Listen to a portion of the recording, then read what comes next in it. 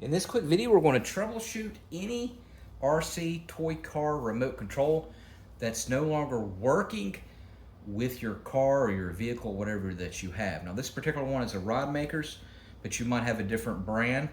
This will apply to all of them. So if you have your car beside you or your vehicle, there near the chassis or look around the body, there should be a power button around the car. Go ahead and turn it off, and go ahead and turn off your remote. And what I would recommend you just do is take the batteries out. Now, most of them will have either AAA or AA batteries. This particular one uses a 9-volt, which is fine. Go ahead and remove it. Keep the car, again, no power, and then keep everything off. And if there's like a power button on your remote, you can turn the power button off, just like this. This one has an off button like that. And keep it like this now for about 10 minutes. This does like a soft reset. All right, then go ahead and turn the power button back on your car or your vehicle. Go ahead and put your AA or AAA or your 9-volt batteries in. And then tell me if you're able to get the remote to work again. All right, next thing what I want you to do is definitely make sure that there's no interference like with Wi-Fi or whatever.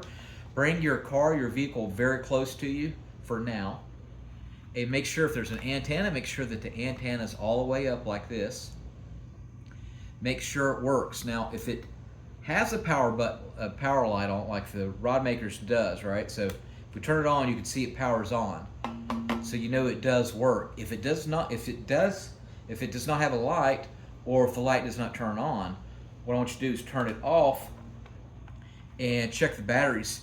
The most common resolution is that the batteries wore out. You could have even had it for a day, a few hours, and a lot of times batteries will wear out, especially if you have a cheaper brand. And go ahead and replace the batteries and put a brand new battery in there. That will fix the majority of the issues. All right. You may have recharged the batteries. Let's say the batteries are rechargeable. You plug it up to an AC power outlet. You may not have inadvertently not charged them, and that was the issue the whole time. All right. Check the terminals, the battery terminals here. See if there's any rust or if they're dirty at all. All right. A lot of times it's not getting a good connection. So what I want you to do is get like rubbing alcohol. This is 70%, but you can get 90%. Doesn't matter as long as it's 70 to 90%. Get you a cotton swab or a little Q-tip. And even if you don't see rust, what I want you to do is clean these terminals really well. And then even on your battery, go ahead and clean the terminals on there. And let that dry for about 15 minutes. And then, this is 9-volt, but again, it could be AA or AAA.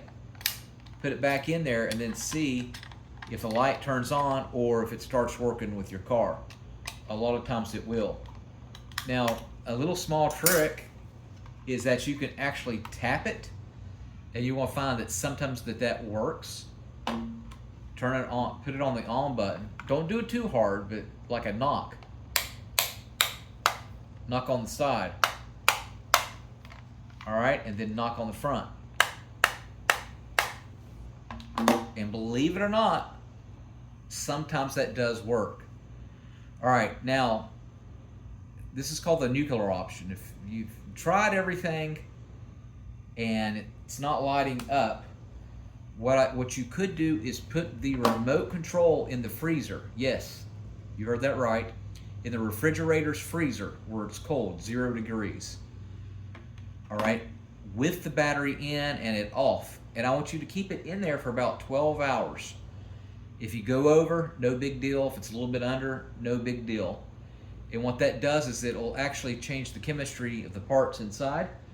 Remove it from the freezer and let it go back to room temperature. That might take about 30 minutes.